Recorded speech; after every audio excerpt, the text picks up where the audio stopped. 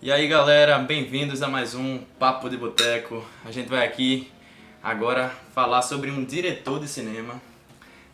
Um diretor que é o meu favorito hoje em dia. Foi o diretor que me fez começar a realmente gostar mais de cinema, acompanhar os filmes assim de uma maneira diferente. Secar, né?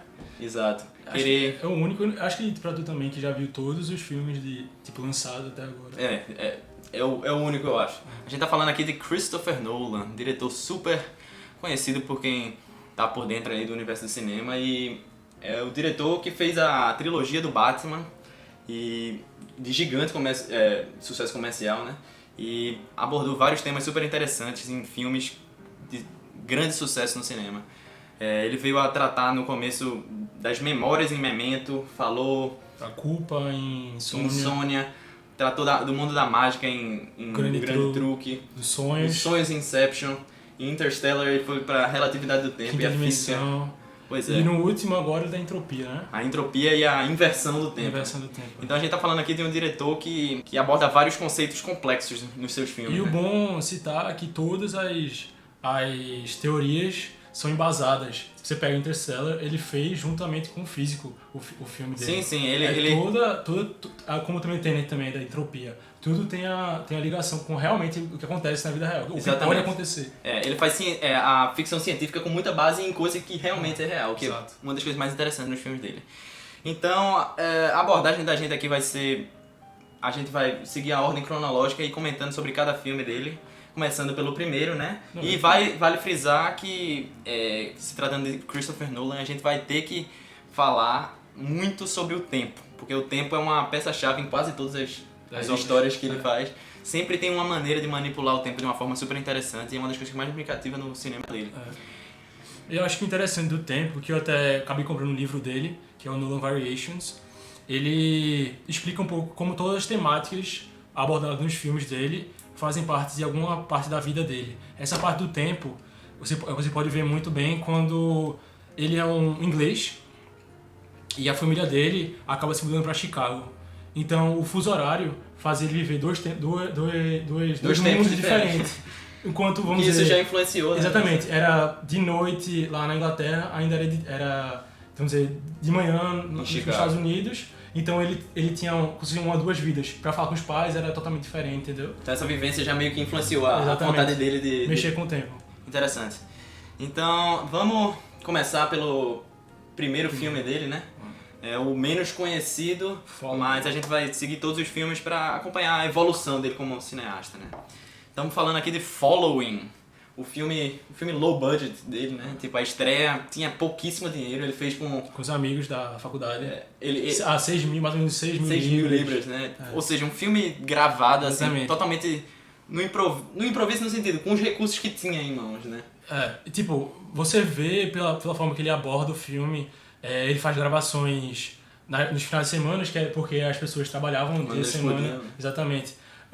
E na verdade o maior gasto foi na fita de gravação. Porque. E além disso, não teve gasto. Ele sempre gravava, ele fazia muito teste antes, tipo, com muito. Como é que chama? Não é improviso. E a parede, como é que chama? Takes? Não, tipo, você testava muito antes. Não sei o que você tá falando. Caralho. Como assim teste? Não é teste não, cara. É tipo, você treina muito, treinava muito antes, tá ligado? Só tinha aquela gravação. Só gravava uma vez. Sim. Como era ele ensaiava muito, pronto. Entendi. Aí ele gastava muito pouco a fita de filme, porque era o maior gasto de todo o filme. Pra poder aproveitar ao máximo a fita. As luzes, ele usava luz de janelas e... o filme é preto e branco porque ele queria economizar até nisso, né? Exatamente. Mas o filme é Following, ou seja, é um filme sobre perseguição. É um escritor jovem que mora em Londres, segue pessoas na esperança de usar a vida deles nas suas novelas. Mas esse hobby acaba se tornando uma obsessão, que ele logo enxerga, que ele logo se vê trespassando os limites dessa... Até limite que ele mesmo botou, né? Ele cria umas regras que não podem... Ele tem uma regra no começo que ele nunca vai seguir a mesma pessoa mais de uma vez, né? Só que logo no começo do filme a gente já vê que ele já tá quebrando essa regra. Exato. E é um filme bem interessante. Eu acho que todo fã de Nolan devia assistir Following. É bem curto, tem 1h10. Ele é bem interessante. Você vê que ele já tava brincando com alguns conceitos que a gente vai falar depois. Que ele foi amadurecendo em Memento. Até o grande truque, o jeito como a gente acompanha a história através dos relatos do protagonista. E não só isso, o time. Ele, vamos dizer, vai pro futuro e volta novamente pra história que tá se passando. É toda quebrada, assim, né? Ele já brinca com o tempo desse sentido. A ordem é meio fora de linearidade. Exato. E é um filme super noir, né? Você fica o tempo todo na dúvida quem é bom e quem é ruim. Mas eu acho bem interessante. Ele já entrou no mundo do cinema fazendo filmes com plot twist. De uma certa forma, né? E Nolan sempre deixando aquela ideia na nossa cabeça, né? Que a parte que ele até citou de como as casas, tipo, uma porta é apenas uma idealização. Que, tipo, de segurança. Você julga que sua porta fechada seria uma... Uma super segurança, exatamente. Mas na verdade qualquer pessoa, como mostra no filme, exatamente. A galera que invade na casa, tipo, não, na verdade... e a chave tá, tipo, vamos dizer, embaixo do tapete ali. Você acha que nunca ninguém vai exatamente. achar, e se chegar um malandro ali, abre. Só que, eu ia falar do spoiler do filme, mas... Não, o interessante também é aquela parte que aparece a parte do Batman, uma figurinha do Batman. Ah, sim, aparece um quadro do Batman. Ele nunca ia imaginar que ele ia fazer o Batman. Exatamente. Já é um easter egg. E outra coisa interessante sobre essas ideias que Nolan explora, que são idealizações na nossa cabeça que a gente nunca para pra pensar, é como tu até falaste que viu no livro dele, que o conceito de seguir alguém também é muito interessante, que ele tava falando que no trem ele ficava observando as pessoas, ele percebeu que, tipo, o normal é você não olhar pra ninguém, né? Você fingir que não tem ninguém ao redor. Que não tem ninguém ao redor. Porque quando você começa a fixar em alguém, parece que você tá invadindo a privacidade. A privacidade. É como se você estivesse reconhecendo a existência dela e do nada aquela pessoa vai começar a ficar, tipo... Que é isso? O que tá acontecendo comigo? Começa a se olhar. Eu tô com uma borrada aqui. Exatamente. Ele até fala como numa cidade, tipo, duas pessoas andando assim, normalmente elas não vão andar no mesmo ritmo, porque aí já parece que eles estão... na mesma esfera, tá? Estão dividindo uma privacidade. Apesar de que às vezes é normal, você pega, vamos dizer, tá correndo em algum lugar ou tá andando de bicicleta, você acaba querendo acompanhar a pessoa, que você tá correndo, não, vou acompanhar ali, entendeu? Mas acaba ficando estranho, porque você não conhece a pessoa. Eu já fui fazer uma corrida na avenida e teve uma hora que um cara me passou, e eu fiquei, pô, eu quero ficar no ritmo desse cara. Eu comecei a seguir ele, comecei a seguir no mesmo ritmo. Eu notei que ele ficou extremamente incomodado. A cada minuto ele olhava pra trás pra ver se eu tava ali. Parecia que eu tava perseguindo ele. O que é bem interessante, e nesse filme, apesar de ser bem curto e mais simples que os outros dele, tem vários detalhes assim que traz uma experiência bem interessante, que foi o que possibilitou ele ter mais dinheiro pra fazer o próximo filme que a gente vai falar agora, que é Memento, versão português, Amnésia, que antes de falar a sinopse dele, eu acho importante frisar que esse foi o filme que meio que definiu ele no cinema. O primeiro filme também que ele fez nos Estados Unidos, né? E é um filme completamente revolucionário. Se você é fã de cinema, você precisa assistir Memento de toda forma. Eu vi um comentário muito justo, que é como se fosse o Pulp Fiction de Christopher Nolan, no sentido que é um filme one of a kind. Tipo, totalmente diferente. Não existe... você pode até pegar inspirações, mas não dá pra ver, Memento foi igual àquele filme. Não é igual a nenhum filme, é um filme completamente novo. É um roteiro totalmente original e... Totalmente original. E essa colaboração também, né, dele com o irmão. Com o irmão, ele e o irmão sempre tendo colaboração no roteiro das histórias, né? É Jonah? Jonah Nolan, eu acho que é Jonah. Que, apesar não, também é diretor de Westworld, de alguns episódios. Ah, é? Interessante. Eu vou ler a sinopse aqui de Memento, pra quem nunca viu. O protagonista é Leonard Shelby. Ele sofre de amnésia anterógrada, que é basicamente ele não consegue formar novas memórias. E ele usa anotações e tatuagens no seu corpo pra poder caçar o homem que ele acha que matou a sua mulher. Exato. E que é a última coisa que ele se lembra. A última coisa que ele se lembra é a mulher dele morrendo. E a esperança é o único sentido da vida dele. Né? É a razão, porque ele tá completamente desconexo da vida. Vale apontar que o filme é todo assim, mas ele a cada 5 minutos não se lembra o que ele tava fazendo. Ele não consegue formar novas minutos, eu acho que é menos, né? Dependendo se tiver um barulho muito forte, ele tirar a atenção do que ele tá fazendo. Ele já esquece. Ou seja, ele pode estar conversando aqui, vai no banheiro, ele não se lembra mais de nada, não se lembra que conheceu a pessoa que acabou de conhecer, não se lembra o que ele falou. Então a vida dele é toda desconexa da realidade. A única causa que ele tem pra se mover, pra fazer algo, é achar o assassino da mulher.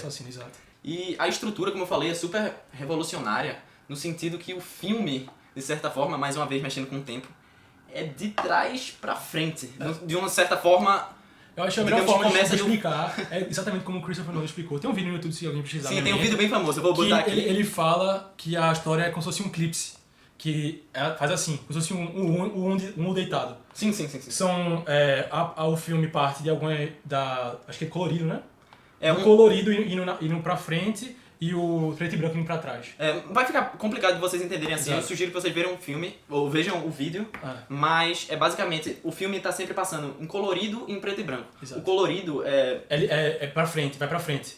E o preto e branco vai pra trás. Só que ele vai se invertendo. Não, é o contrário. O preto e branco é pra frente, começa no passado e tá indo pro futuro. E o colorido ele tá no futuro e eles dois vão se encontrar no meio.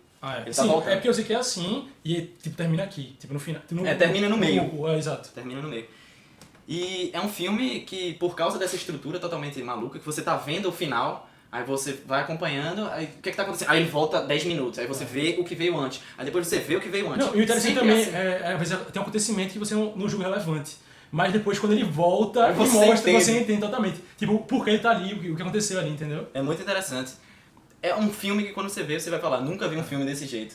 E como vários filmes de Christopher Nolan, é um filme que absolutamente vale a pena você assistir mais de uma vez. E ele falou que tipo, o filme faz sentido se você botar linearmente, tipo, como se fosse uma linha reta, mas não tem aquela emoção porque você vai ver totalmente, tipo, a não graça, tem nenhuma mudança, não tem nenhum plot twist. A graça do filme, inclusive, é que como ele começa no final, imagina, você começa sabendo o final. Então o mistério do filme é você descobrir o começo. Entender por que chegou ali, né? Exatamente. A graça é você ir descobrindo a causa por trás sempre.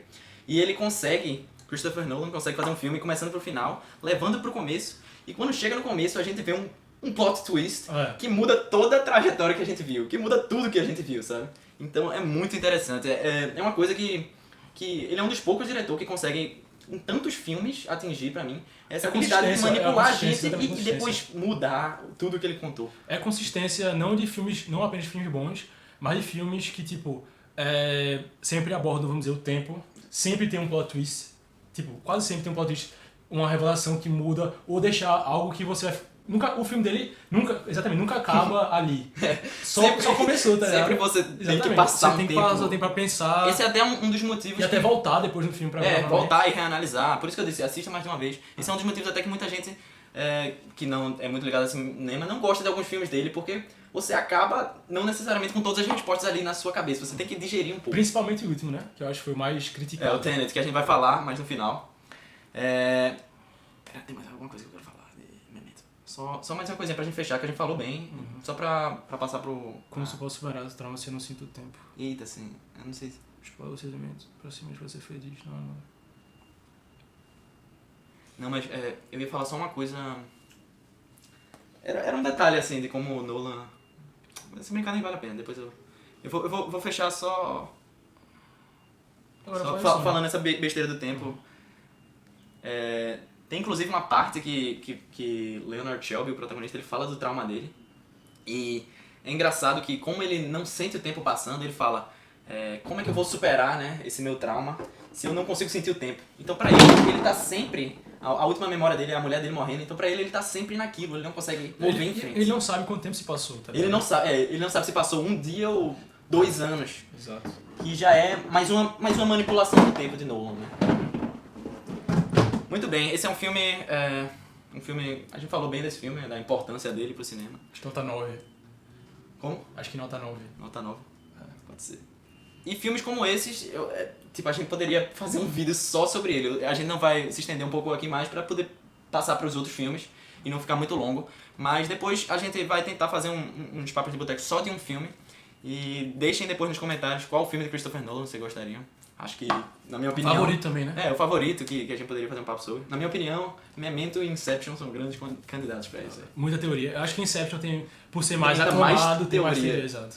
Muito bem, muito bem. Então a gente vai passar agora para um filme que, depois de fazer Memento, ele já tinha uma certa relevância no cinema mundial, né? E ele conseguiu fazer esse filme com Al Pacino e Robin Williams. A gente tá falando de Insônia. Insônia, que é um filme policial, né? Mas eu acho que também é um filme que não é tão aclamado. Não é tão conhecido. Ele não é tão, digamos assim, na filmografia de Nolan, ele não é tão relevante no conceito Nolan. Ele não me leva a mal, eu adoro esse filme. É o filme mais normal dele. É o filme mais normal dele. E é um filme que quem tá vendo assim os filmes de Nolan, porque quer aquele plot twist, quer pode acabar se decepcionando. Mas é um filme que você vê num dia qualquer, assim, sem essa expectativa, digamos assim. Não, um filme excelente, cheio de detalhes super interessantes. Queria ver um filme policial mesmo, entendeu? Exatamente. O filme é sobre um policial, detetive, que é Al Pacino, que vai pro Alasca, numa cidade, para investigar o assassinato de uma adolescente. O principal suspeito joga um jogo psicológico de gato e rato com ele, e isso faz ele retomar várias das suas inseguranças mentais, no sentido culpas de também, né? culpas do passado, exatamente. Esse filme vai abordar muito o sentimento de culpa. O próprio acusado, né? Ele joga com essa culpa que ele tem. Exato. Como se ele estivesse apertando a ferida ali, sabendo que... que o policial também não é perfeito, apesar Exatamente. dele ser um investigador. É um filme que ele mostra dois personagens ali, que um é claramente o policial e o outro é o investigado, mas nenhum dos dois ele é sem defeitos. Os dois têm seu passado, têm seu histórico. Então é muito interessante você refletir sobre isso. Um policial que às vezes comete um erro, o quão longe você vai ter que ir depois que você comete um erro. Será que foi um erro mesmo também, né? Será mesmo que foi um erro ou ele não foi pensado, ele acabou agindo por... Sim, tem tudo isso também, né? Tipo, ele acaba fazendo uma coisa na história lá que você fica pensando, será que foi um acidente ou ele inconscientemente queria fazer aquilo? Mas ele aborda também o fato de como ele cruzou linhas no passado. Ah, sim. Ele tá ali o tempo todo de, tipo, onde eu paro pra acobertar aquilo errado que eu fiz? Vamos dizer, ele tem certeza que a pessoa é culpada, mas ele não tem provas. Então... Será que é moral você Exatamente. produzir uma prova pra prender aquela pessoa que claramente é ruim? Não, você, por meios ilegais, pra meio que... Pra fazer a justiça com as próprias mãos. Exato. Pois é. Aí o filme brinca muito com essa questão. E eu acho muito interessante o final. Honestamente, eu gosto bastante de uma frase final lá que Al Pacino fala. Sim. E é um filme interessante também, mexe com o psicológico. O conceito de tempo não é explorado tanto a fundo nesse filme, apesar de que uma coisa interessante é que o tempo passa e o cara não dorme. E isso vai mudando a noção dele do que tá passando. Também, né? As decisões dele. Porque isso porque no Alasca, na época do ano que ele foi, o sol fica o dia todo, né? A noite toda. Acho que meses sempre só fica sol. claro. Então ele acaba não conseguindo dormir. Noites brancas. E isso muda totalmente a mente dele. Ele não consegue dormir, não consegue pensar direito, não consegue raciocinar, não consegue descansar pra ter um melhor entendimento do que aconteceu. Ele não amadurece nenhuma ideia assim de uma maneira. Talvez o sono sóbria. seja uma maneira da gente, vamos dizer, acalmar o que aconteceu no dia. Inclusive eu vi esse filme quando eu tava lendo um livro sobre o sono, então foi interessante pra mim ver como realmente na prática a falta de sono causava aquela confusão mental, né? Tu gosta desse filme? Tipo, qual foi a tua sensação? Esse foi o último filme de Nolan que eu vi. Que tu assistisse. Realmente não entra na expectativa, porque eu tava indo naquela filme de Nolan, vendo... Interstellar, exatamente. Inception. Depois de ver Tenet, totalmente. Pois é. Mas Não, é um filme bom, É um excelente filme. Vamos passar agora pro filme que foi o primeiro filme de Christopher Nolan que eu assisti e eu acho ele o filme mais underrated O primeiro que Inception. eu assisti. Tu viu o Grande Truque? Eu tinha assistido o Grande Truque já, caralho. O filme que eu acho mais underrated de Christopher Nolan, que é O Grande Truque, The Prestige, em inglês. É um filme sobre mágicos. Superou minha expectativa também, esse aí. Esse filme é incrível e é pouquíssimo comentado. São dois amigos e companheiros na mágica, né? São dois mágicos. E eles começam a virar inimigos totais depois de uma tragédia que acontece lá no circo que eles dois trabalham juntos. Vai ter uma morte lá e... Enfim, os dois mágicos vão virar realmente rivais, porque um culpa o outro. E o filme vira um filme de vingança, praticamente, depois da Acho que os dois mágicos, um sai de superar o controle, outro. né? Tem uma hora que sai de controle. Começa a... Sim, eles começam ao tempo todo, viram um filme de disputa entre dois mágicos, só que com o tom pessoal. o tom pessoal da vingança. E então a dinâmica do filme vai ser o tempo todo um tentando superar o outro, um tentando sabotar o show do outro, até que sai do controle e as coisas viram tão sérias que a gente já fica assim, o que é que vai acontecer? E é um filme que também, como Christopher Nolan fez muito bem nos filmes anteriores, ele brinca com o tempo, e eu tava falando que em Following influenciou ele no sentido que em O Grande Truque a gente acompanha os acontecimentos através dos diários. A gente tá sempre vendo o que tá acontecendo. E o melhor que acho que depois ele aborda o Inception, que é um diário dentro de um diário. Exatamente.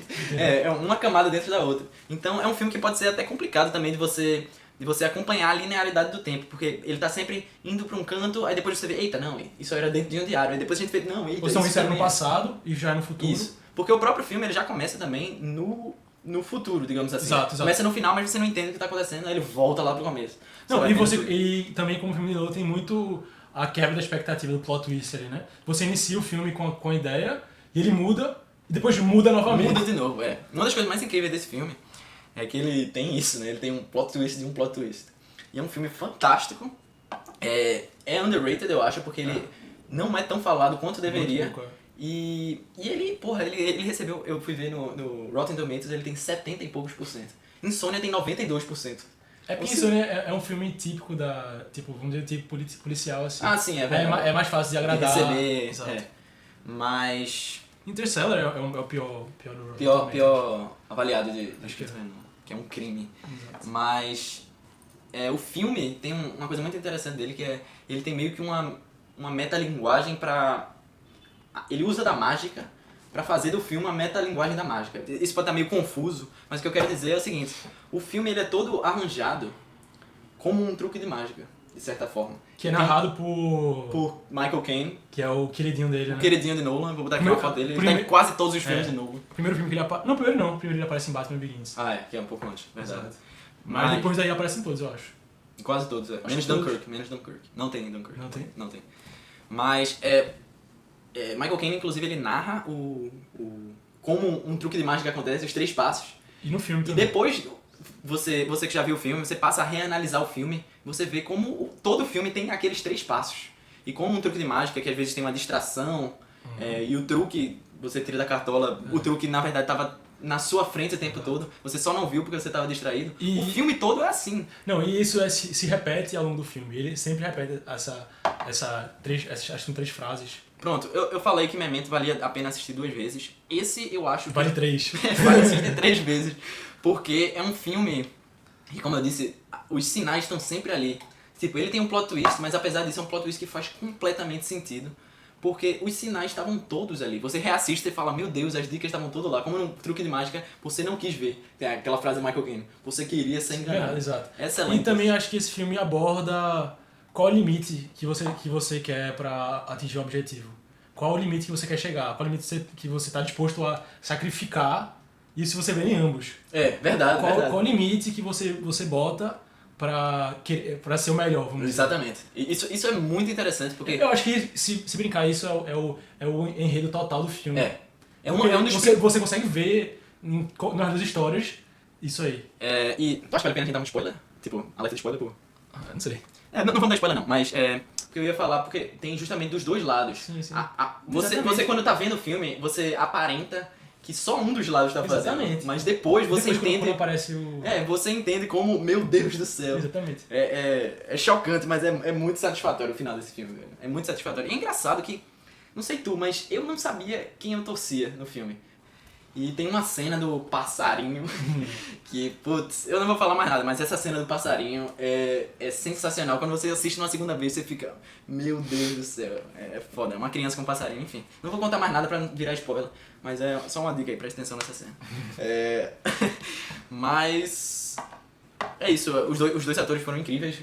Hugh Jackman e Christian Bale, o X-Men, o Wolverine e o Batman. E uma coisa que muito se fala também é como se conseguiu tirar aquele preconceito de Hugh Jackman como um ator que é o Wolverine, né? Que você pensa muito... Ele se mostrou como um bom ator. Exatamente, tipo, um ator que sabe fazer um filme, talvez, um pouco dramático também.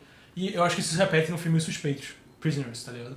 Sim, que ele realmente faz uma atuação impecável. É muito bom. Vale só o último parêntese.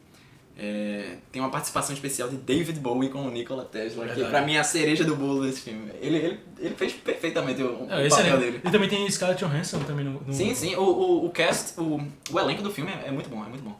É um filme sensacional. Se eu posso deixar uma mensagem hoje aqui pra vocês, assistam Um Grande Truque de uma forma ou de outra. Vamos passar agora pra um filme que eu não tenho nem palavras pra falar. É o meu filme, como eu disse... É o filme que me fez começar a amar filmes, a querer assistir de novo e pensar sobre... Tô falando aqui sobre Inception. A Origem em português, filme sobre sonhos, um filme, mais um roteiro original de Nolan com seu irmão. Foi o roteiro que ele mais demorou tempo pra fazer, que já vinha amadurecendo na cabeça dele há 10 anos. Ele teve que ter uma espécie de bloqueio criativo, né, pra conseguir passar de uma parte e continuar. Exato. É um filme, de certa forma, muito complexo. Pra mim, é aquele... foi praticamente o auge do que ele vinha fazendo. O auge, assim, no sentido que ele conseguiu fazer uma história cheia de camadas, sem se perder, e conseguindo fechar de uma maneira... E foi um filme que eu acho que botou ele como um grande diretor original. Sim. Porque, obviamente, apesar de ser um filme que foi muito reconhecido, não foi tanto como Inception, eu acho. Verdade. Porque A trilogia, Inception... E antes ele vinha fazendo a trilogia do Batman, né? Era o que eu ia falar. Inception, ele já tinha a imagem lá em cima, porque ele já tinha sido diretor do Cavaleiro das Trevas, que foi um filme que quebrou... Não, é considerado o melhor filme de super-herói. E o filme que fez ressurgir o gênero do super-herói. Exatamente. Porque ele já vinha numa decadência com... Não decadência não, mas não vinha com tantos filmes bons. Hoje em dia... Uma moral também. Não, hoje em dia é normal porque a gente tem os Vingadores. Sim. Como um grande... Uma grande franquia de filmes. Mas naquela época, o Batman não tinha uma grande história... Assim. A imagem do Batman estava meio deteriorada no cinema, exato. digamos assim, né? E ele já tava com a moral pra lançar um blockbuster do jeito que ele queria, e ele fez essa história super original sobre sonhos. A sinopse é o seguinte, Cobb, que é Leonardo DiCaprio, que fez uma atuação muito boa nesse filme, ele rouba informação das pessoas entrando no seu sonho. Um empresário chamado Saito oferece pra ele limpar o seu passado criminal, porque você vai descobrir no filme lá que ele tem um passado criminal, que ele não pode voltar para os Estados Unidos por causa disso. No caso do Cobb. Exato. O pagamento que Cobb tem que fazer é fazer uma operação de inserir uma ideia na cabeça do seu competidor. Do filho do seu competidor. Exato, que assumiria a empresa. Que vai assumir a empresa, exatamente. Ou seja, a operação Inception em si é você inserir uma ideia na cabeça da outra pessoa, que é uma ideia que vai, digamos assim, você insere uma ideia na cabeça do outro, você vai definir a pessoa. Exatamente, como até tem aquela passagem do filme. A passagem sobre ideia, né? Exato. Incrível. Aquela cena do Leonardo DiCaprio que ele fala: ideias são como parasitas. Eles são piores que parasitas, né? Ele fala: qual é o vírus mais infeccioso? Algo assim. Um parasita, uma bactéria? Não, uma ideia. Exato. Uma ideia colocada na sua cabeça vai crescer pra definir você. Exato. E... influenciar todas as suas atitudes. Exatamente. E o incrível é que, como os sonhos são parte da mente subconsciente humana, você inserir uma ideia no subconsciente humano é muito poderoso, porque a pessoa que vai, digamos assim, transformar essa ideia em ações, ela não faz ideia que ela está sendo escrava de uma ideia inserida por outra pessoa, porque, por definição, a ideia está no subconsciente. Ele só vai agir as consequências. Eu tava falando com um amigo meu quando eu tava falando sobre esse filme, é como se fosse um instinto que você tem pra, sei lá, você se apaixona por uma pessoa, você não sabe por que se apaixonou, é só um instinto que você tem. A mesma coisa aqui, eles querem inserir uma ideia na cabeça do cara pra que ele tome uma decisão, e ele nunca vai questionar aquela decisão, porque é um instinto que ele vai ter. Mas exatamente isso entra na parte do livre-arbítrio. Talvez a gente não tenha... tanta liberdade assim. Tipo, isso é abordado em Matrix também, que Sim, esse filme filmes, tem vários paralelos com Matrix. que tipo, você não faz a escolha já tá lá, você só tipo... Atua. Exatamente. Age. Só expõe a sua escolha. E é interessante que esse é dos filmes sci-fi, pra mim é um dos melhores filmes sci-fi do mundo. E é um dos filmes sci-fi que, mais uma vez, Nolan pega elementos da ciência real. Eu li no livro O Cérebro Emocional. Eu tava lendo ano passado esse livro. E ele tem uma passagem aqui que eu marquei, porque eu achei perfeito. Tipo, eu achei, porra, isso é Inception, cara. E eu fiquei, porra, mais uma vez Nolan pegou a ciência pra fazer uma ficção científica. Tem uma passagem aqui que fala: a persuasão sempre funcionou melhor quando o sujeito persuadido não está consciente do que está a ser influenciado. As mensagens implícitas são a ferramenta elementar de muitas companhias publicitárias. Ou seja, aquilo que é inserido em você de uma forma subconsciente tem mais poder sobre você do que o que você sabe que está entrando em você. E a Operação Inception é sobre isso, né? Tipo, como é que a gente vai plantar a ideia nesse cara pra definir como ele vai ser. É aquela história, né? O maior escravo é aquele que não sabe que tá preso, né? Que ele acha que é livre, mas na verdade ele é o escravo daquela ideia. Vale ressaltar também que aqui, pra mim, é o auge da parceria dele com Hans Zimmer, que é o cara que faz as trilhas sonoras. Ele é super famoso, Hans Zimmer, né? Já fez Gladiador, Piratas do Caribe. Porra, Piratas do Caribe. Exato. Ele fez a trilogia do Batman. Acho que Rei Leão, parece. Rei Leão, ele fez Rei Leão. Enfim, é fenomenal a trilha sonora que ele faz. E aqui ele faz uma trilha sonora que o nome é Time, ou seja... Já no Batman também. Então, a trilogia do Batman. O nome é Time, a trilogia que pra mim eu acho... A melhor música dele, eu acho. É impressionante, dá uma camada a mais ao filme. É legal também como ele mexe com a música no filme, a parte dos sonhos. de cada camada e o tempo. Ele mexe com o tempo também. Sim, exatamente. O nome da música é Time, muito porque ela é tocada na parte que vale a pena até a gente explicar isso. Que os sonhos, e é uma coisa baseada, pelo que eu vi em outro livro, baseada em um conceito real. Os sonhos, quando você tá nele, o tempo passa de uma maneira diferente da realidade. Ou seja, se você dorme 5 minutos, no sonho você pode passar até, digamos assim, 1 hora. Não sei exatamente o tempo, mas Preciso. no filme é mais ou menos 1 hora. E ele faz as camadas, E como Nolan é louco e gênio, ele faz Um um sonho sonho dentro dentro de de um um sonho. E, não Exato. sei, mais uma vez, eu acho, dentro de outro sonho. Não, ele faz mais 3 camadas. Ou seja, você dorme 5 minutos aqui, no sonho você tem 1 hora. E no outro sonho você tem o quê? 1 semana, 3 dias. E depois ele multiplica novamente pra 1 semana. Aí... São todas as... Mas... Até chegar no limbo. Mais uma vez que ele faz essa brincadeira de como o tempo passa diferente em 2 camadas. E ele vai usar várias cenas de ações muito interessantes acontecendo simultaneamente em cada camada. O que é super interessante, porque uma coisa está acontecendo meio que em câmera lenta enquanto os outros estão correndo. Exato. Lá. Porque 1 minuto aqui passa 1 hora na outra camada do sonho, né? E Hans Zimmer, com a trilha sonora dele, Time, o que é muito genial sobre essa trilha sonora, que eu inclusive vi num vídeo no YouTube, é que ele pegou a batida de uma música, daquela música que eles ouvem pra cair no sono. Não tem aquela música que eles ouvem pra cair no sono, uma música francesa, sei lá. Ele desacelerou a música. Pra acordar. É, exato, pra eles saberem o tempo de acordar, né? Ele desacelerou a música e pegou a batida, pra fazer Time, pra fazer como base. O que é genial, porque é exatamente isso que tá acontecendo na mente deles. Tipo, o tempo tá passando mais devagar. Então aquela batida da música na vida real tá passando muito mais devagar. Cada camada tá diferente. Pô, isso pra mim é brilhante. E esse filme também tem uma coisa que, porra, é fundamental de comentar sobre a característica do cinema de Nolan, que é aquela cena do corredor dentro do sonho. Do corredor girando, a pessoa fora da gravidade. Acho que nem não fala corredor, mas tipo, porque ele gosta muito de realmente Da fazer a cena. Não, justamente, é por isso que eu citei ela. Sim, então. Mas pra explicar pra pessoa, entendeu? Como viu.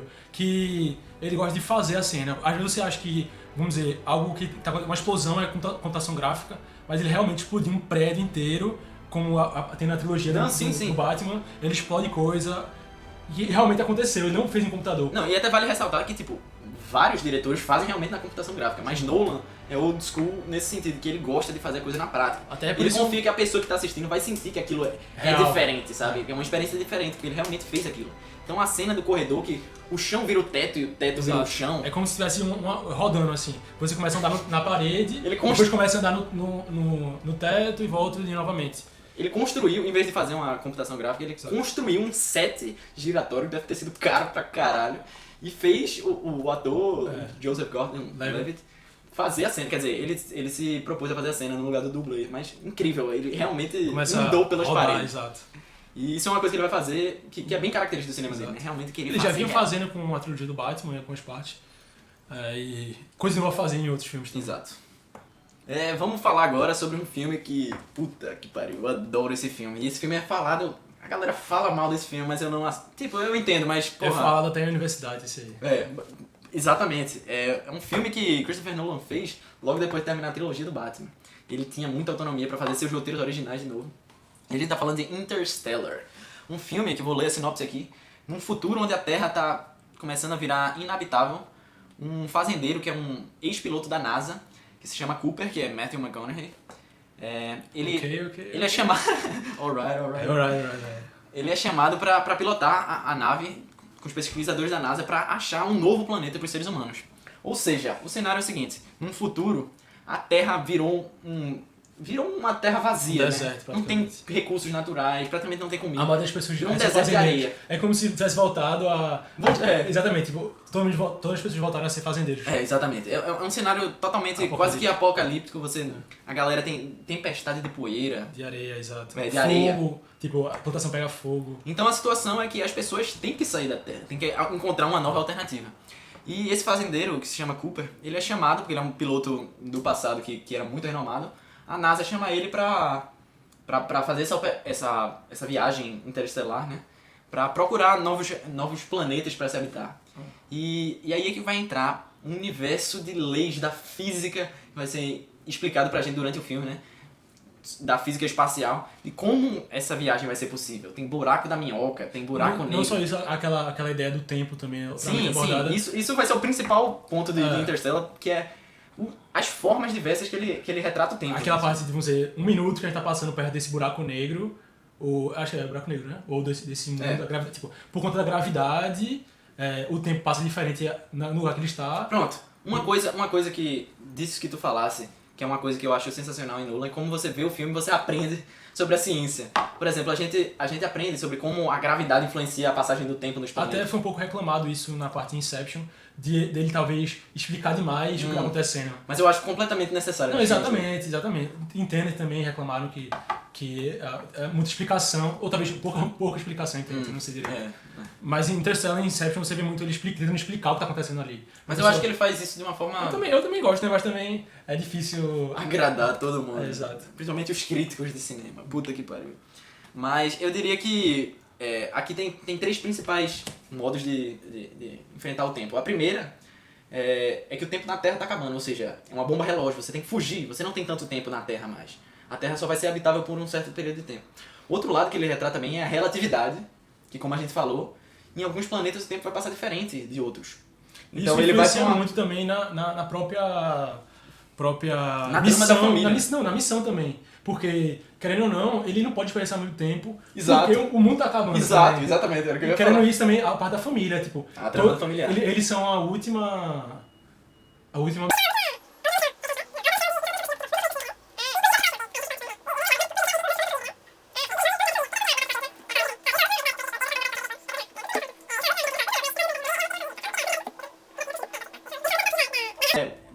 Essa urgência, né, de tipo, ele não pode, porque como tem essa relatividade, ele não pode desperdiçar um tempo num planeta que vai passar o tempo mais rápido, sabendo que na Terra pode passar 20 anos. Isso, inclusive, é a origem de uma das cenas mais fodas do filme, que é quando eles vão pra um planeta onde o tempo passa mais rápido. Exatamente, essa cena. Mas o tempo passa mais rápido em um planeta, e Cooper até fala, cada hora aqui vai ser 7 anos na Terra, então vamos fazer contar. Ou seja... Cada hora não, cada minuto, eu acho. Cada minuto, é? Não, cada hora, né? Cada hora. Vamos fazer contar, né? Porque, imagina, pô, tu vai pra um planeta, passa 1 hora e passa 7...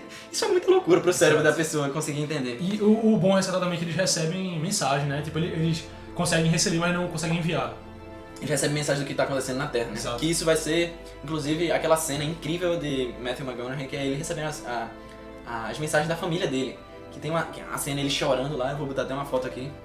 Que talvez uma das cenas mais emocionantes do filme, que é ele vendo os filhos dele crescendo. Tipo, no tempo que ele tava ali no planeta, quando ele volta, os filhos dele já são adultos. Muito, já são a idade dele, na verdade. Exatamente.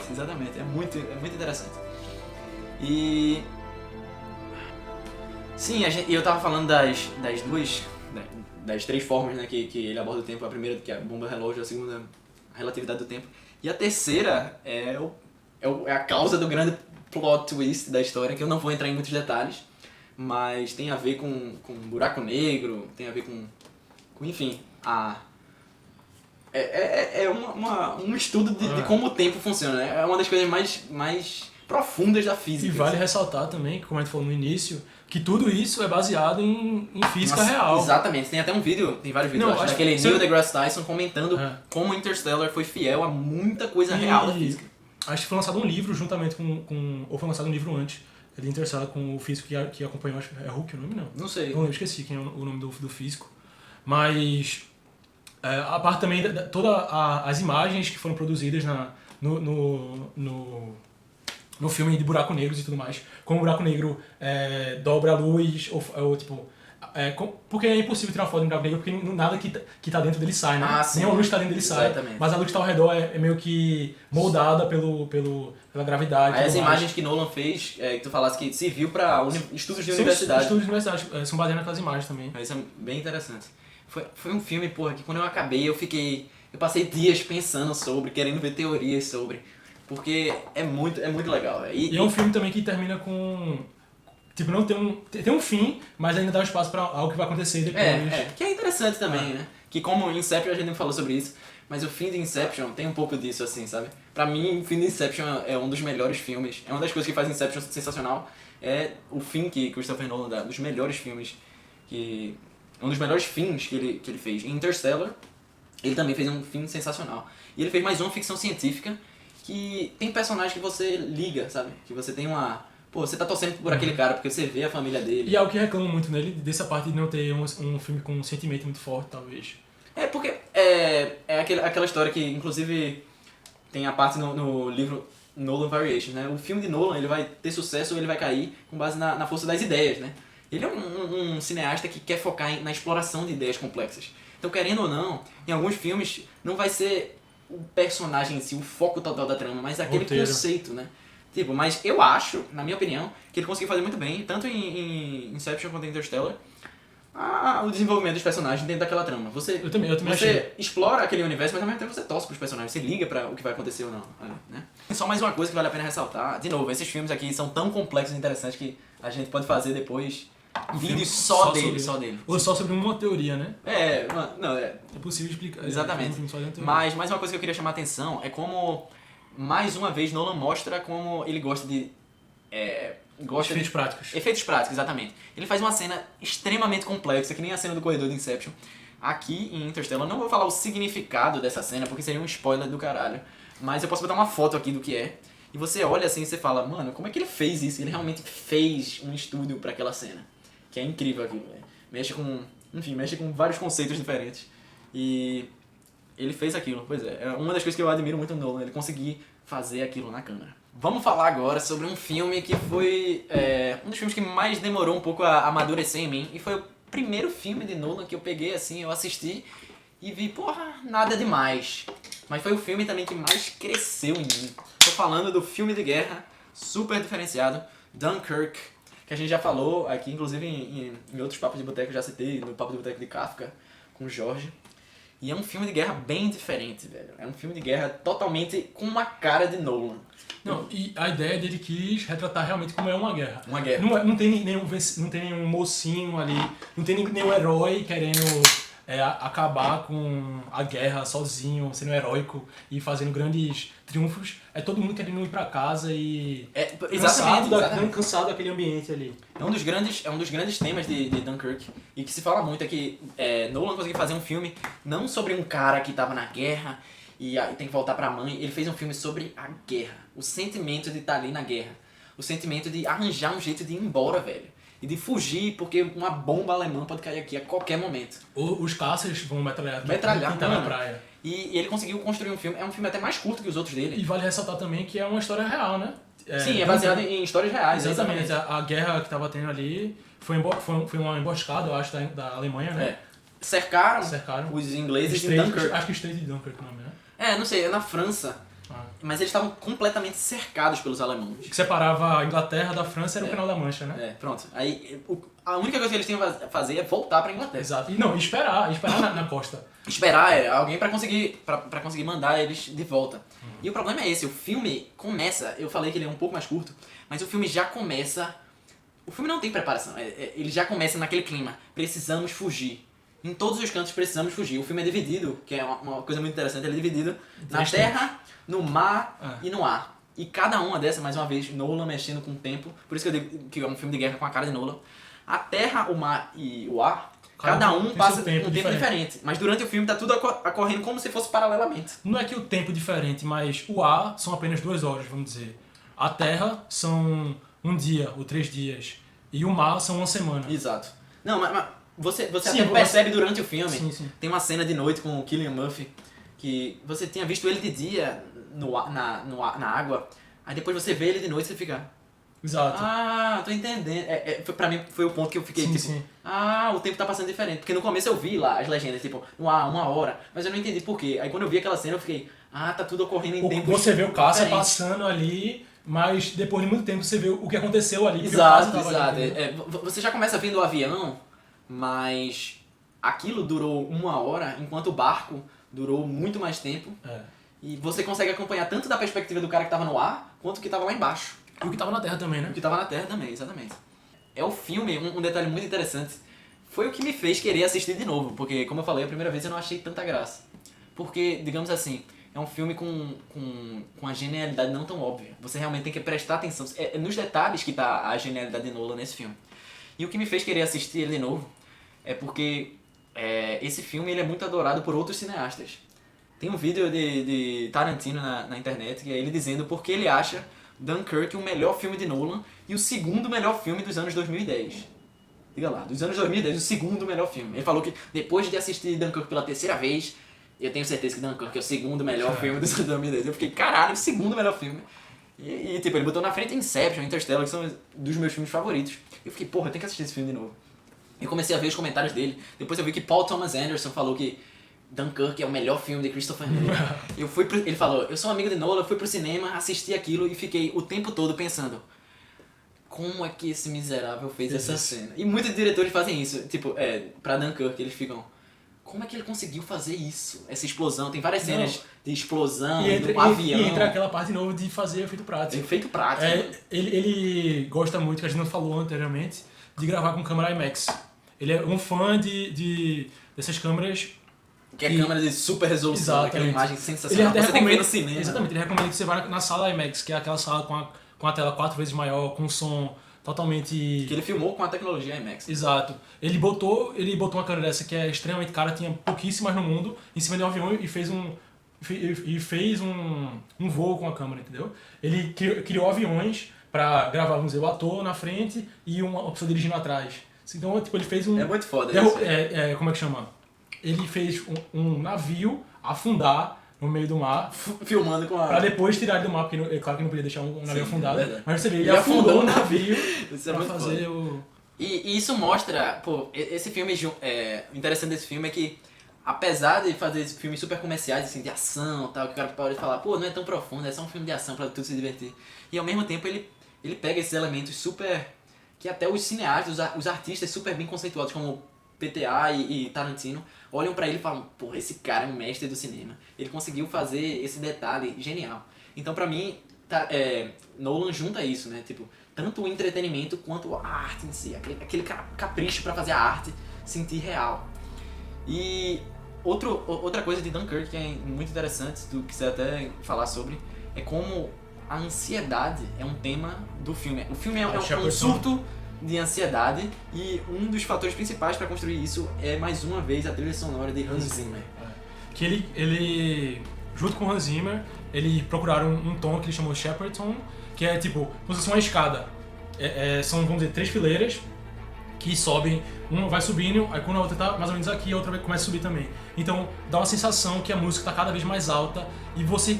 que na verdade não tá. Não tá no mesmo tom, mas você num IMAX, sentiu aquele filme de guerra, você sente a tensão, você parece a agonia do som cada vez mais alto, como se o avião estivesse chegando perto de você vê... Tá sempre construindo. Você acha que você tá no auge, mas tá sempre mais tensão. Exato. E dá aquela sensação de claustrofobia, de tipo, porra, eu também quero fugir daqui.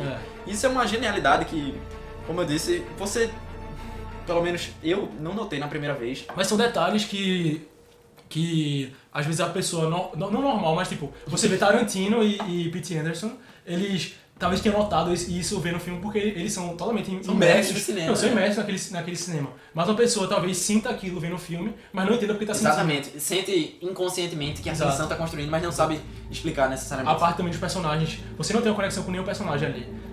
Exatamente aquela sensação de guerra. Guerra, não tem ninguém especial ali. A gente não sabe o background de ninguém. Exato. Não sabe. Às vezes você não sabe até o nome da pessoa. Você só tá ali, só tem uma pessoa ali querendo que pode ficar no meio do caminho e não tem nada a ver. Você modificam, né? Exatamente, você pode acompanhar a história toda da pessoa ali e no final ela nunca chega em casa. É como tu falasse, tipo, Dunkirk é filmado em IMAX, é uma experiência totalmente visual. Muita gente comenta como é um filme que só podia ser feito no cinema. Tipo, tem muito pouco diálogo. Tudo que você sente é uma experiência do som e a imagem.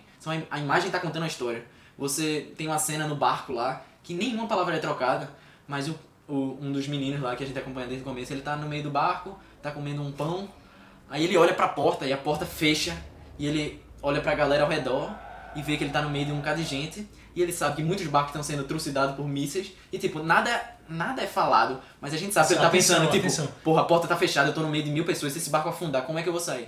Tipo, nada é falado, mas todas essas mensagens são comunicadas pelas imagens. E muitas pessoas ali já vêm de navios que já foram afundados.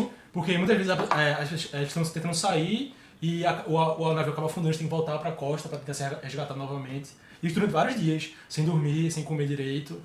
Esse é totalmente, a pessoa já tá com a mente totalmente carregada. E a gente falou muito como nenhum personagem é muito importante, mas impressionante como na segunda vez que eu vi eu consegui até me emocionar assim, assistindo a trajetória de alguns personagens, como o piloto de avião que é interpretado por Tom Hardy. Que ele tá dirigindo lá o avião e num momento, tipo, ele tá meio que representando um papel heróico, né? E ele tem um final muito interessante. Eu não vou contar spoiler porque a gente não tá falando dos spoilers, mas é muito interessante. E eu fiquei ali, tipo, vendo como na guerra não necessariamente o herói vai receber nenhum crédito. Exato. Tipo, ele tem uma decisão meio que interna de fazer o que ele acha que é certo ou não. Mas no final ele só vai ser riscado como mais um nome na lista. Talvez ele nunca saiba o que ele fez. O que ele fez. E o que ele fez pode ter significado tudo, como Exato. é em Dunkirk.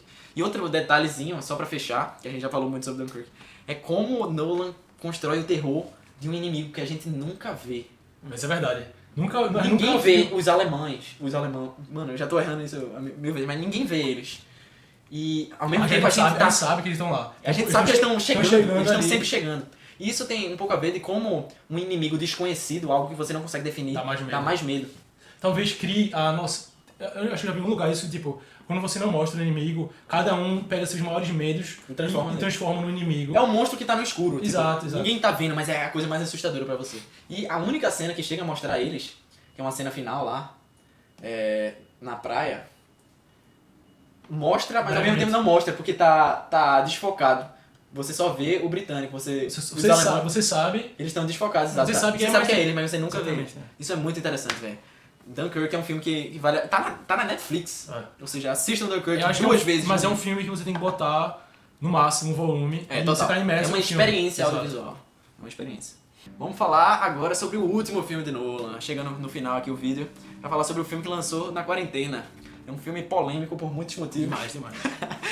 Mas, se você já assistiu o clipe de The Scientist, Tenet é a mesma coisa praticamente. É um filme que, como Memento, vai pra trás, mas dessa vez de verdade. É como se eu jogasse esse copo aí, só que na verdade eu estendo a minha mão e o copo volta pra minha mão. É porque às vezes o filme foi não marketado, mas falado como se fosse uma volta... De volta ao futuro, ó. Uma viagem no tempo. Mas não é uma viagem no tempo. Uma inversão que é mais complexo ainda. Exato. Eu já assisti esse filme 2 vezes, já passei horas tentando entender. Um dia desses eu consegui entender aquela cena do carro. A gente vai comentar depois. Mas eu vou ler a sinopse pra explicar mais ou menos sobre o que é esse filme de Nolan. Então a história é basicamente o seguinte: um agente secreto, é um filme meio que filme de espião, né? Um agente secreto, as pessoas contam pra ele uma palavra, que é justamente a palavra Tenet, que ele pode usar isso como uma arma. Essa sinopse tá meio ruim, como uma arma pra prevenir a Terceira Guerra Mundial. É o seguinte, no começo a gente não tá entendendo porra nenhuma, a verdade é essa. A primeira meia hora do filme a gente tá entendendo a lógica, mas é um filme de espião, onde... É porque você pega no meio de um conflito. Exato. Não entende por que tá naquele conflito, quem é quem ali, se você não tá no meio do conflito. Mas é basicamente um filme de um espião que vai tentar trabalhar pra uma agência que nem ele conhece de quem é a porra da agência. Pra tentar prevenir uma guerra, a Terceira Guerra Mundial. E o que é mais interessante é que eles estão meio que se prevenindo da Terceira Guerra Mundial porque eles recebem, a gente falou que mexe com o futuro, né? Eles estão recebendo sinais do futuro de que teve uma guerra lá. Ou talvez que estaria uma começando. Guerra. Exatamente. Uma coisa que eu fico muito... Confuso. É porque esse filme é muito confuso, né? Mas tipo, como eles estariam recebendo informação, se uma guerra já aconteceu, o mundo vai acabar, mas talvez eles tivessem recebendo informação de que vai acontecer, então pra prevenir já estão mandando, entendeu? Já estão exatamente. Eu acho que é isso mesmo. Mas é um filme que mexe com mais uma vez... com a entropia. Ele vai abordar a ciência, como ele fez em Interstellar, em Inception, só que dessa vez é uma das coisas mais complexas da física, que é como a entropia determina a direção do tempo. Exato. Tem toda uma ciência lá, eu não vou falar aqui agora, mas eu até estudei isso em física já. Como cada vez mais bagunçado. Cada vez mais caos, isso indica o que aconteceu antes e o que aconteceu depois. E em Tenet, o futuro tem uma tecnologia que consegue reverter isso. Ou seja, eu entro numa máquina e eu consigo, em vez de ir pra frente, ir pra trás. Exatamente. Ou seja, eu tô aqui em 2021 e depois de eu sair dessa máquina, eu vou voltar pra janeiro, pra dezembro de 2020 e vou indo pra o passado. Pra entender melhor, você, em vez de começar a andar pra frente, tipo, cada dia, vamos dizer, amanhã pra mim vai ser... Ontem. Vai ser ontem. Pronto. Tu vai voltar só que, pro tipo, dia... Eu tô andando ao contrário. Dia 12. Você vê meus atos como se fosse ao contrário. É que é difícil Exato, explicar, exato. explicar. Porque como você vai estar vivendo tudo ao contrário, então pra mim eu vou estar jogando, digamos assim, um alvo, uma bala no alvo. Não, digamos assim, eu tô jogando a bala no alvo. Pra tu tu vai ver a bala sair do alvo e pegar. Exato. É muito confuso. Até dá pra ver isso na cena da bala invertida. Porque você consegue inverter objetos e deixar no mundo, vamos dizer, sem ser invertido. Sim. Que ele consegue pegar uma bala, a bala invertida, a bala vai pra mão dele, que a bala tá invertida. Aí que começa um pouco da confusão, que eu acho que a galera reclama muito do filme. É porque ele mistura os dois mundos, o mundo invertido e o mundo, digamos assim, normal. linear. Então tá o tempo todo você ali sendo jogado mil informações pra tentar entender o que é que tá acontecendo numa direção, o que é que tá acontecendo no outro. E eu acho que também E é uma confusão mental da porra. Que criticaram tanto Nolan em Interstellar e Inception, dele explicar demais. Criticaram dele não fazer isso. Porque você vê até na cena da bala e fala, você não precisa entender. Só sinta. Só continue. E, mano, eu já falei isso 1000 vezes, mas esse filme não foi feito pra assistir uma vez. Não dá pra entender a porra do Eu acho que filme tem que ser visto umas 3 vezes, eu acho. E é interessante como... Isso eu acho interessante, como o nome do filme é um palíndromo, justamente porque o filme brinca como as coisas estão indo pra trás e pra frente ao mesmo tempo. No filme tá acontecendo coisas indo pra frente e indo pra trás ao mesmo tempo. E tudo isso vai moldar a operação que eles estão fazendo. Vai moldar as relações com os personagens, que tem John David Washington e Robert Pattinson. E vai moldar várias coisas que a gente só descobre no final. Por isso que eu tô dizendo que não dá pra assistir uma vez só, porque como ele brinca com essa história do tempo mais uma vez, no final você descobre coisas que você, em tese, precisaria pra gostar dos personagens, entendeu? E como também em Dunkirk, a coisa acontece mais de uma vez no filme. Vamos dizer, tem cenas que acontecem que você talvez não entenda a cena, tipo, dê um significado pra cena, mas essa cena acontece novamente no futuro, com algo que já foi invertido, já aconteceu várias coisas, e você entende o que aquela cena realmente foi, entendeu? Uma coisa bem interessante, que é até uma coisa bem filosófica sobre o livre-arbítrio, que é tocado assim por Tenet, é como... É aquele negócio que Robert Pattinson fala, né, que é What's happened, happened. Que é muito interessante isso, que significa o que aconteceu já aconteceu. Inclusive nessa inversão do tempo. Porque tem uma cena do carro que tá lá os dois protagonistas e as coisas dão errado e ele fala, porra, vou entrar na máquina de inversão do tempo pra poder corrigir as coisas. Só que aí ele entra e tenta corrigir as coisas e ele viu que, tipo, ele já tinha tentado fazer isso.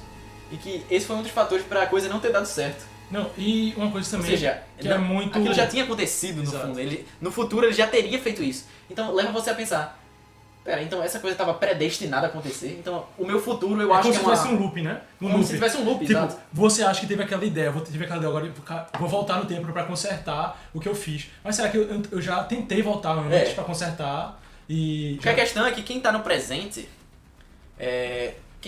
é o passado do futuro. Isso é muito difícil de entender. Mas no caso, se o cara do futuro tá voltando no passado pra corrigir uma coisa, tem que se entender que quando ele tava no presente, esse cara do futuro já tava fazendo isso, porque... Entendi. É muito complicado falar sobre o filme que tem... E o outro porém é que o que não pode acontecer é a pessoa que tá sendo invertida... Ser vista, né? Se encontrar com a pessoa no presente e a pessoa do futuro. Isso tem muito em filme de viagem no tempo também. Que é como se desse um bug no sistema, né?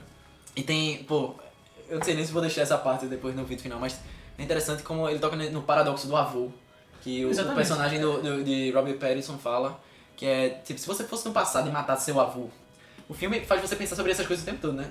Você vai pro passado e mata seu avô. Então quer dizer que se seu avô morreu no passado, você nunca teria nascido.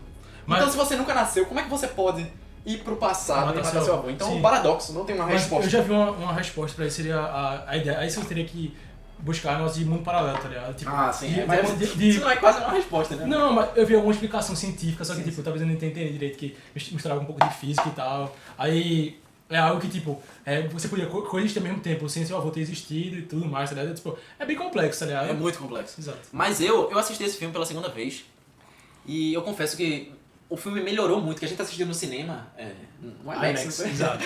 Pronto, e foi bem interessante, mas ao mesmo tempo eu saí, tipo, na dúvida se eu tinha entendido, se eu tinha... Eu comecei a pensar muito, mas sem ter certeza de nada, tá ligado? E realmente é um filme que deixa também novamente aberto pra teorias. Você sai pensando, será que esse é aquela pessoa? Exato. Tem muita coisa assim. E quando eu assisti pela segunda vez, eu assisti pausando, voltando. Aí eu fiquei, caramba, porque apesar de ser um filme louco, as coisas meio que se encaixam. Tem muito sentido no que tá ali, sabe? E isso eu gostei muito, que Nolan consegue fazer um filme louco pra caralho, mas que faz sentido e que você pode parar pra analisar e que tudo aquilo de uma certa forma faz sentido. A pessoa pode até criticar, tipo, não gostei tanto, mas é uma história muito bem construída. Sim, né? sim. Mas a crítica também é em relação a não ter... Você não tem uma ligação como teve em Dunkirk também com o personagem principal. Ele até não tem nome, o nome dele é o protagonista. É o protagonista, vocês não ouvem o nome dele. Um outro também que reclamaram foi o score, né? A música. Falaram que estava muito alta. Sempre reclamou disso. Mas talvez a gente não tinha sentido isso. E como a gente viu no Brasil, a gente vê com legenda. A gente consegue talvez pegar uma parte da fala da pessoa. Quando a pessoa vê um filme num... Mesmo que não dê pra ouvir, você consegue... Exatamente. Num filme em inglês, você não consegue escutar a pessoa falando com uma música muito alta. Verdade. E esse filme não foi por Hans Zimmer. Apesar de que foi eu achei uma trilha sonora muito boa. Eu achei muito boa. Muito boa. Foi por Ludwig, que é alguma coisa assim. Acho que escocês não, norueguês. Mas foi muito boa também, eu concordo.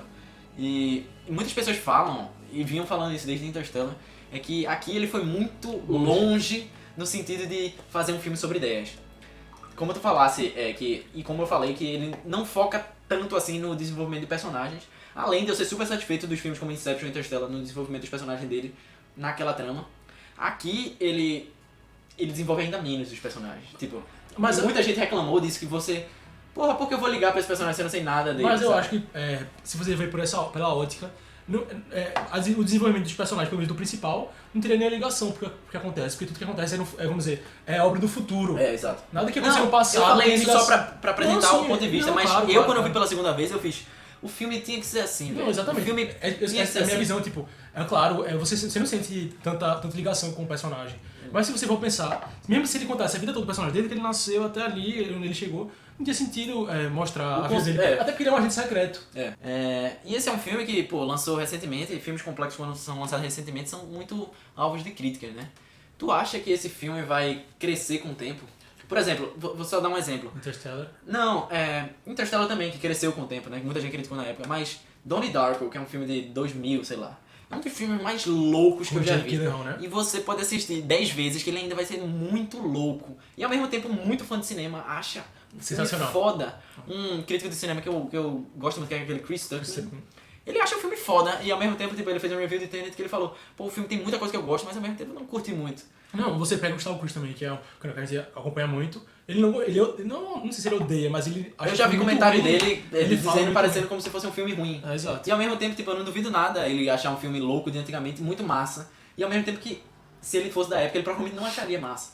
Então tu acha que com o tempo as pessoas vão meio que amadurecer e olhar pra trás em Tenet, sobre Tenet, e pensar, porra, esse filme é do caralho. Tu acha? Eu não só tenho certeza como podem cobrar aqui depois, daqui a uns anos, se o filme não ser muito sucesso. Tem muitos poréns desse filme, eu acho. A época que foi lançado no meio da pandemia, poucas pessoas conseguiram ver o filme. O filme saiu Blu-ray. A gente assistiu de máscara, não sei. Não, exato. O filme saiu com Blu-ray só no final do ano passado, em dezembro, eu acho. E tipo, isso é uma barreira muito grande para as pessoas não verem o filme, até porque é pandemia. A sala de cinema a gente tava vazia, tinha 10 pessoas.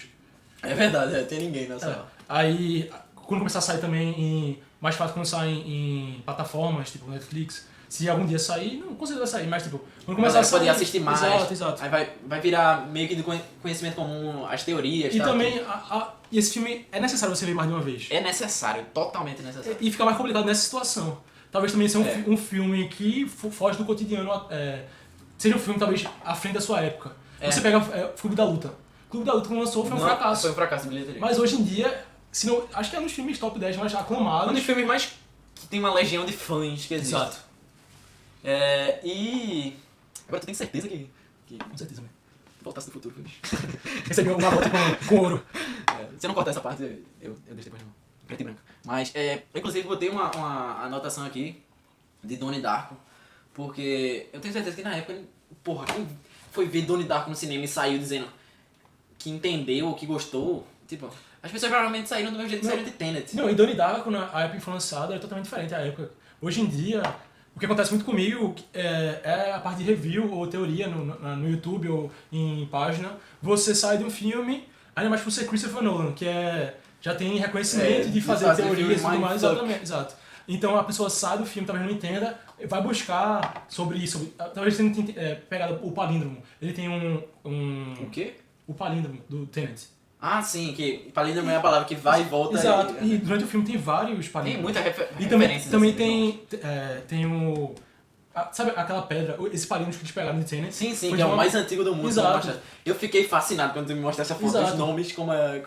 Que é... A gente pode botar a foto aqui depois. Bota a foto aqui, que é os nomes dos personagens, o nome de várias coisas. De coisas que acontece no filme. E Tenet, além de ser um palíndromo tipo, na horizontal, é na vertical também dentro desse quadrado. Então, É perfeito, exato. Tudo em todos os sentidos. Se encaixa, exato. E eu vou falar uma coisa aqui que eu não sei se vou deixar depois, que é meio que um spoiler. Porque o filme faz todo sentido ser um palíndromo, porque no final a gente descobre Que o filme que acontece. o filme todo é um palíndromo. As pessoas... Isso não é nem um spoiler, porque as pessoas que ouvirem isso não vão entender o filme porque eu falei isso. Mas o é filme até citado que o fim é o começo. tem muita coisa disso. We are just starting here. É. Tipo, acabou de começar. Exatamente. Tipo, você chega no final, mas você descobre que, tipo, ao mesmo tempo você tem inversão do tempo. Se é o final pra alguns é o começo. Então, tipo, aquilo tudo, a operação Tenet, como ele fala, tipo, pra Acabou alguns de tá no começar. T inicial, mas pra alguns tá no T final, e ao mesmo tempo o contrário. Enfim, velho. Esse filme, puta que pariu, é complexo, mas ao mesmo tempo é muito divertido. Eu acho que tem que dar uma chance, se você é um fã de Nolan, é claro. Eu acho que não é o filme você começar. Você gostou do que a gente falou, talvez e começar por ele. Você tem que começar por Inception. Não, minha mãe que reclamava quando eu botava pra gente assistir aí o filme de Nolan, eu nem cogitei a possibilidade de botar pra ela Exato. assistir. É um filme que você tá interessado de todo o universo dele. Aí você vê, talvez você até não goste da primeira vez. E possivelmente no futuro dê outra chance pra ver se você entende novamente, consegue entender uma parte do filme. Velho, aquela história é uma obra de arte. Principalmente quando ela é meio revolucionária e quando mexe com conceitos que a gente não tá Fora da época acostumado. dele, fora da época. Demora pra amadurecer na sua cabeça, tá ligado? E às vezes é que demora mais pra você amadurecer, senão acho que você acaba gostando mais, apreciando mais. Muito bom, velho. A gente falou sobre todos os filmes originais dele, assim, do roteiro dele com o irmão. E a gente deixou de citar, é importante mencionar aqui, que a gente trilogia. deixou de comentar sobre a trilogia do Batman. Que É porque é a parte, eu acho. é a parte, tipo, se a Que- gente fosse comentar sobre essa trilogia, apesar de ser super válido, porque tem muitos elementos na trilogia do Batman bem interessantes, teria que ser um vídeo à parte, ia ficar muito longo aqui, e tem muita coisa pra comentar no universo Batman. Construção de personagem, de E Ledger. porque também, exatamente, e porque é um universo, tipo, Nolan não criou o Batman. Então Exato. eu achei que fazia sentido a gente fazer só as histórias que ele criou do começo. Apesar de Dunkirk ser baseado em fatos reais. Não, é porque a parte dos filmes dele são filmes, vamos dizer, originais, não por ser roteiro originais dele, mas por ser histórias nunca tipo, já foram contadas, vamos dizer. Batman já tem... Tem vários filmes de Batman, tem quadrinhos. Exato. O Batman dele foi a pegada dele no Batman, naquela trilogia dele, que fala que é a melhor trilogia do Batman, ou também de qualquer super-herói que já tem, o melhor filme também de super-herói que existe. Então, Mas valeu só citar aqui como... menção honrosa. Exatamente. Eu acho também que é válido, se você é claro, se você é um fã de Nolan e você já dissecou os filmes, já viu, vamos dizer, análise sobre o filme, já viu teorias. Se quiser recomendações, ele também pode dar recomendações, é só pedir a gente. Mas é o livro dele que foi lançado ano passado. Que você tem, né? Eu acabei comprando, né, que são um fã. Por acaso foi por isso que eu chamei ele aqui pra estrear no Papo de Boteco, pra falar sobre Nolan, porque a gente, desde muito tempo, a gente já comenta muito sobre os filmes de Nolan, Exato. né? Antes mesmo de ter sido lançado, a gente já viu os filmes e, graças a Deus, que acabou lançando ano passado, não conseguiu ver no IMAX. Pois é, foi o primeiro que a gente viu assim no IMAX, no cinema. Exato. Não, todos os outros filmes de Nolan eu não vi no cinema. Eu também não. Tipo, acho que eu já vi Batman. Eu vi o Cavaleiro das Trevas. Exato, mas eu era tipo, um criança. exatamente, 7 porque ele foi lançado em 2008, 2007, assim. Então, viu fora de contexto também, né? Porque não viu a trilogia. Acabou vendo, mas tipo, não fazia ideia que era Nolan. Até que muita gente acontece. Você vê o Batman, conhece o Batman, porque o Batman de Heath Ledger é mais conhecido, eu acho. Você não sabe nem quem dá por trás ali, entendeu?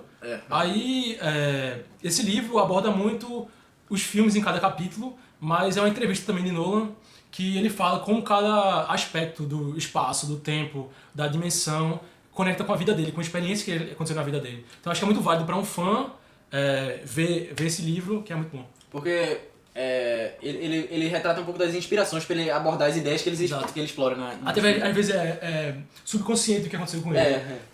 Tipo, ele acaba descobrindo, talvez, por causa do entrevistador, vai perguntando as coisas. É que ele começa a pensar. Exato. Pois é bem interessante. Se vocês quiserem, esse foi o primeiro vídeo que a gente fez aqui de diretor, mas se vocês tiverem interesse, recomendem outros diretores que vocês tenham interesse pra ver a gente comentando aqui. A gente pode comentar... Filmes também. Filmes pra gente falar isoladamente. Como eu falei, fale seu filme preferido de Nolan aí embaixo. Por quê também, né? Claro. Por quê? Porque a gente pode comentar aqui. E vamos acabar aqui perguntando uma pergunta pessoal. Qual é o seu filme preferido de Nolan? Bem pessoal, não precisa ser o melhor filme de Nolan. Qual é o seu preferido? O que você mais gosta? Eu acho que o mesmo que o seu, que é Inception. Pô, porque... queria que tu desse uma resposta diferente. Porque é um filme... Inception é o meu favorito. É um filme muito complexo, mas mas ao mesmo tempo é fácil de você estar na história. Você não se perde na história. Você consegue entender o filme na primeira vez que você vê, e você entende a história, tipo... todo o enredo se encaixa muito bem. É realmente um filme diferente. Você pega os outros filmes, tipo Memento, é um filme mais difícil, mais complicado pra você raciocinar com você tá vendo ali. Você não é tão relaxante ver o filme. É verdade. Porque você tem que estar o tempo todo raciocinando. Você tem que Exato. Mas... Inception você consegue curtir exato, ao mesmo tempo... E apreciar aquela genialidade ao mesmo tempo. Eu confesso que é um pouco disso também que me faz ser Inception o meu favorito. Mas também o fato de mexer com a mente humana, né? Tanto Memento como Inception mexem com a mente humana, mas Inception mexe com sonhos, mano. Os sonhos eu acho que é o tema mais interessante pra mim na vida. Neurocientista. Né? Mas o meu é esse também, o favorito.